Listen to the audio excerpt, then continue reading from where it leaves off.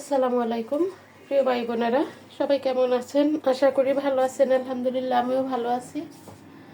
চলে আসলাম দুপুরের রান্নার আয়োজন নিয়ে। দেখুন এটা কি, যারা খান অবশ্যই চিনবেন। আমি শুটকি তরকারি রান্না করব। আর এখানে নিয়েছি মাছ, মাছ দিয়ে টমেটোর ঝোল রান্না করব, সাথে দিব কয়টা আলু। আর এদিকে অলরেডি আলু আমি সিদ্ধ করে ফেলেছি ভাতে দিয়ে। কাঁচামরিচ দিয়ে আলু ভর্তা বানাবো। তাহলে চলুন রান্নায় চলে যাই। সবার আগে আমি টমেটোর ঝোলটা রান্না করি। আমি কিন্তু এখানে সব মশলা দিয়ে দিলাম: হলুদ, মরিচ, লবণ, রসুন বাটা ও জিরা বাটা, পেঁয়াজ। যেহেতু আমি রাইস কুকারে রান্না করব, তাই সব একসাথে দিয়ে এলাম। এখন আমি মশলাটা কষাইয়া তারপর আবার মাছটা কষাই নিব। আমার মাছের মশলাটা কষানি হয়ে গেছে। আমি এখন টমেটো আর আলু দিয়ে দিলাম। একটু পরে আমি মাছটা দিয়ে দিব। একসাথে সব কষানোর পরে একটু জল দিয়ে দিব। এখন আমি মাছ দিয়ে দিব।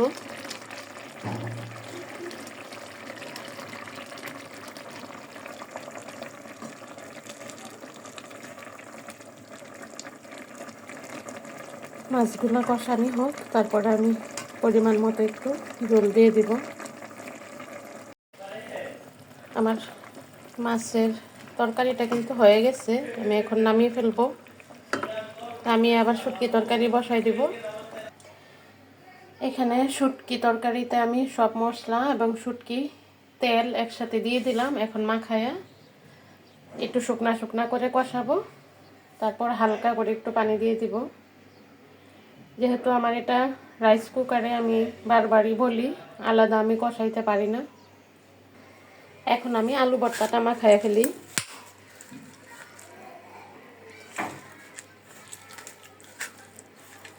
আমি শুধু কাঁচামরিচ দিয়ে এই ভর্তাটা বানাবো।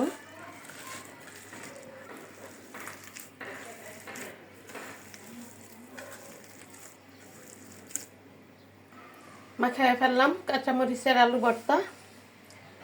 আর টমেটো দিয়ে মাছের ঝোলও হয়ে গেছে। আর শুটকি তরকারিটা বাকি আছে। আমার শুটকি তরকারিটা কিন্তু প্রায় হয়ে গেছে। আমি এখন নামিয়ে ফেলবো। রান্না একদম কমপ্লিট হয়ে গেছে। টমেটোর দিয়ে আলু আর মাছের ঝোল।